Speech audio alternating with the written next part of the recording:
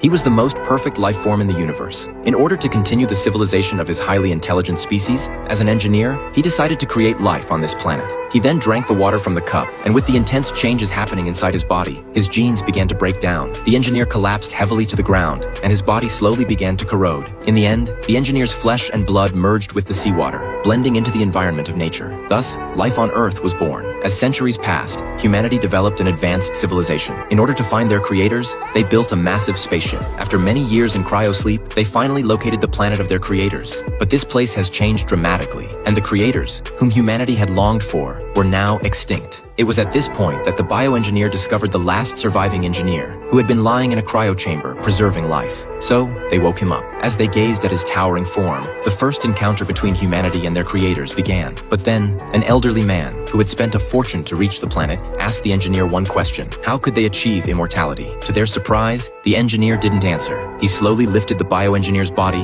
and in the next moment, he snapped the bioengineer's neck. Everyone panicked. They had to resist, but they were all mercilessly killed by the engineer. Only Elizabeth managed to escape. At that moment, she realized that this desolate planet was not the engineer's homeworld, but rather their military research base. The purpose was to carry a vast number of biological weapons to Earth, to wipe out all the life they had created there. However, for some reason, the ship crashed on this planet, causing the engineer to fall into a deep sleep. But now, as the engineer was awakened by humanity, he decided to continue his mission. At that point, Elizabeth rushed to inform the captain about the engineer's plan, hoping to stop it. If they didn't act now, Earth was at risk of being destroyed by the engineer. The captain, after hearing Elizabeth's words, although unaware of why the engineer was doing this, but for the sake of all humanity, he and his 2 crew members would have to sacrifice their lives. They accelerated the spaceship and crashed it into the engineer's ship. Thus, the engineer's ship was severely impacted by the Prometheus. It lost its energy systems and slowly began to crash to the ground. Although the spacecraft has crashed, but the engineer survived and found Elizabeth and prepared to kill her. But what I didn't expect was, a creature appears behind the engineer.